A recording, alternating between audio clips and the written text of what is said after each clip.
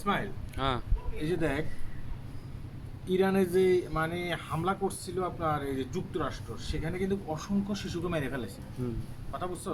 মানে বুঝছি। প্রথমে হামলাতে অসংখ্য শিশুদেরকে মেরে ফেলেছে। তো এই যে অসংখ্য শিশুদেরকে মেরে ফেলেছে, এই যে দেখ আমাদের বাংলাদেশের একটা নিউজ করছে, ঠিক আছে? অসংখ্য শিশুদেরকে মেরে ফেলেছে যে, সেখানে কিন্তু $2 লক্ষ অনুদান দিচ্ছে কারা? $2 লক্ষ অনুদান দিচ্ছে চীন। চীন। চীন কিন্তু মুসলিম কান্ট্রি নয়, এটা মনে রাখবি। হুম। চীন হচ্ছে যে একটা বুদ্ধিস্ট কান্ট্রি, হ্যাঁ। তো চীন কিন্তু $2 লক্ষ অনুদান দিচ্ছে এই বাচ্চাদের জন্য, হ্যাঁ। হুম। তাদের ক্ষতিপূরণ হিসাবে দিচ্ছে। অথচ চীন কিন্তু এই আক্রমণ করে নাই। এই আক্রমণ কি করছে কে? যুক্তরাষ্ট্র এবং কি ইসরায়েলি আক্রমণটা করছে, হ্যাঁ। চীন $2 লক্ষ দিচ্ছে। আমাদের মধ্যপ্রাচ্যে মানে যেসব মুসলিম কান্ট্রিগুলো আছে, যেমন সৌদি আরব আছে, দুবাই আছে, আরব আমিরাত আছে, হ্যাঁ, ওমান আছে, তারা কিন্তু একটু নিন্দা পর্যন্ত জানাইলো না। যুক্তরাষ্ট্রকে জিজ্ঞাসাবাদ করলো না যে, কিংবা ইসরায়েলকে জিজ্ঞাসাবাদ করলো না যে আপনারা ওই শিশুদের উপরে কেন আক্রমণ করছেন। অথচ যুক্তরাষ্ট্র সেখানে ডাইরেক্ট অস্বীকার করছে। যুক্তরাষ্ট্র বলছে যে আমরা সেখানে আক্রমণ করিনি। সেখানে কিন্তু আপনার ইরান নিজে নিজে ওদের ইয়ের উপর আক্রমণ করছে, শিশুদের উপর আক্রমণ করছে। পরবর্তীতে যে মিসাইল ওখানে মারছে না, সেই মিসাইলে দেখা গেছে কি ওই যে ধ্বংস অবশেষ সেখানে পাওয়া গেছে, সেখানে যুক্তরাষ্ট্রের নাম আছে মিসাইলের উপরে। পরবর্তীতে এরা যুক্তরাষ্ট্র স্বীকার করছে। স্বীকার করার পরেও আমাদের মধ্যপ্রাচ্যের যেসব মুসলিম দেশগুলো আছে, সেসব মুসলিম দেশগুলো পর্যন্ত নিন্দা জানাইল না। আপনারা কেন বাচ্চাদের উপর আক্রমণ করছেন, হ্যাঁ। অথচ দেখ, চীন কিন্তু এদের ওই বাচ্চাদের জন্য $2 লক্ষ কিন্তু অনুদান দিচ্ছে। চিন্তা করছো বিষয়টা?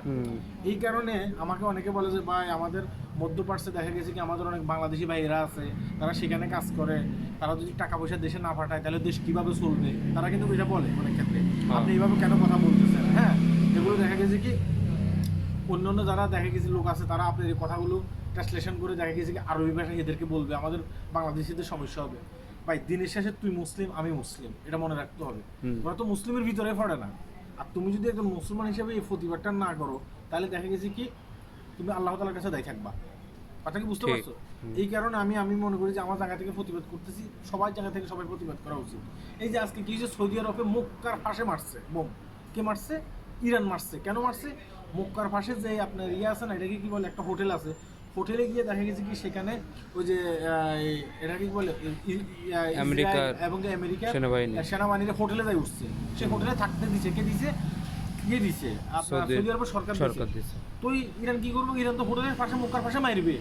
অথচ মক্কার পাশে বোম যে মারছে, এটা কিন্তু আমাদের কাছেও কষ্ট লাগছে। সেখানে আমাদের নবীর জন্ম, ঠিক আছে, আমাদের কাছেও কষ্ট লাগছে। কিন্তু এখন কষ্ট লাগলেও এটা আমাদেরকে মেনে নিতে হবে। আমরা কিন্তু খুশি।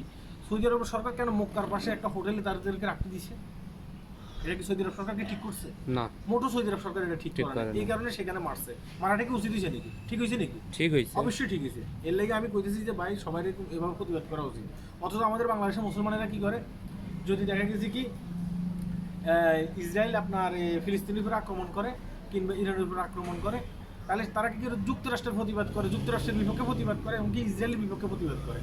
কিন্তু আমাদের মুসলিম কান্ট্রিগুলোর বিপক্ষে তারা প্রতিবাদ করে না। কারণ মুসলিম কান্ট্রিগুলোর যদি বিপক্ষে আমি প্রতিবাদ করতে যাই, তাহলে তো আমি জাহান্নামে যাবো। তাদের চিন্তা ভাবনা থাকে যে এটা।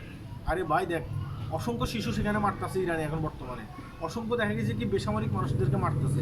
সবারও তো প্রতিবাদ করা উচিত। তো তোমরা এটার বিপক্ষে প্রতিবাদ করো, সৌদি আরবের বিপক্ষে প্রতিবাদ করো, হ্যাঁ। এগুলো করবে না, কিন্তু এগুলো করা উচিত, আমি মনে করি যে এটা।